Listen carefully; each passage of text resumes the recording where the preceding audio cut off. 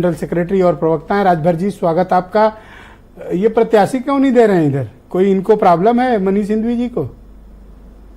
देखिए, जब हार का डर सामने आ जाता है तो ये डर बहुत मजबूती से सामने दिखने लगता है। वीडियो नहीं वायरल और उसी डर की वजह से ये बार बार एक मालिक अपना ही खुद निर्णय न ले सकता हो तो फिर वो कार्यकर्ताओं के फैसले, कार्यकर्ताओं के लिए क्या निर्णय ले सकता है, ये देश के सामने ये दिख रहा है। 2 ही सीट है, 2 ही सीट पर पूरा केंद्र बिंदु है और आपके डिबेट का हिस्सा भी 2 ही सीट का है कि ये दोनों सीट पर प्रत्याशी कौन होगा। क्या रायबरेली के बाद अमेठी में 2019 के चुनाव में जो देखा गया, उस चुनाव में उसके बाद से कितनी बार श्री राहुल गांधी जी अमेठी में दौरा किए हैं। अमेठी के लोगों को बखूबी पता है कि उनकी यात्रा सिर्फ चुनाव तक होती है। चुनाव के बाद या तो जीतेंगे या हारेंगे, वो 10 जनपद पहुंच जाएंगे, फिर वहां से अमेठी और रायबरेली की तरफ नहीं झांकेंगे। विकास के सवाल पर जब क्षेत्र में श्री स्मृति ईरानी लगातार कैंपेन कर रही हैं, जनता के बीच में उनके सुख दुख में जा रही हैं, तो जनता को यह भरोसा है कि हमारे बीच का कोई प्रत्याशी है जो हमारे सुख दुख में खड़ा है और हमारे विकास की चिंता कर रहा है। तो जो लोगों को 15 बार सांसद चुना गया, 14 बार सांसद चुना गया, 13 बार सांसद चुना गया, वो सिर्फ और सिर्फ पैराशूट की तरह आते हैं और रॉकेट की तरह लॉन्चिंग कांग्रेस करना चाहती है। मैंने 7-8 बार मनीष सिंघवी से पूछा कि भाई प्रत्याशी बता दो, वो तो नहीं बताए। सुनील साजन तो ऐसे बता रहे हैं जैसे इनको सब पता हो।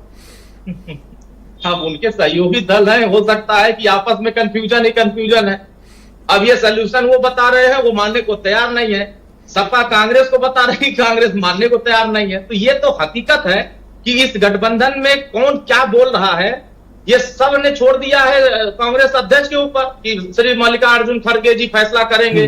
अरे जब फैसला आपके सहयोगी दल के नेता सुना रहे हैं तो इसका मतलब कि आप में असमंजस की स्थिति है और आप में ही भेदभाव दिख रहा है कि अधीर रंजन चौधरी जी टीएमसी को कह रहे हैं उनको वोट मत देना, ये बीजेपी को वोट दे देना, जिता देना मंजूर होगा।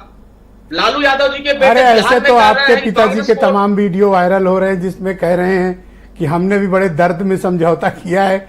ये सब क्या बोलते रहते हैं भाई? नहीं, क्यों बोलते हो? सब की रोज वीडियो वायरल होता है।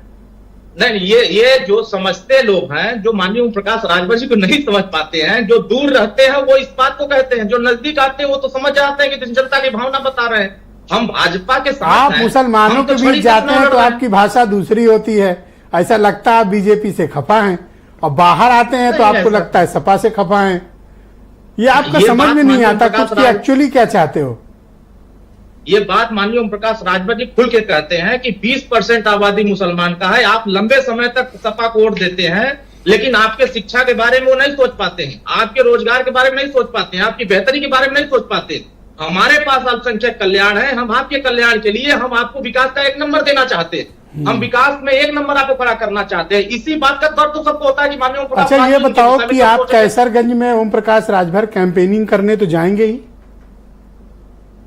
आपने देखा बस्ती में माननीय हरीश द्विवेदी जी की यात्रा में?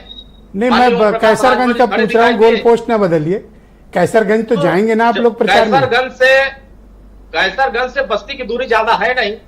आप देखिएगा, हमारा जो लक्ष्य है 80 की 80 जीतने का, तो उसमें कैसरगंज ही नहीं है, उसमें अमेठी, रायबरेली, मैनपुरी भी समाहित है। कैसरगंज जाएंगे ना आप लोग?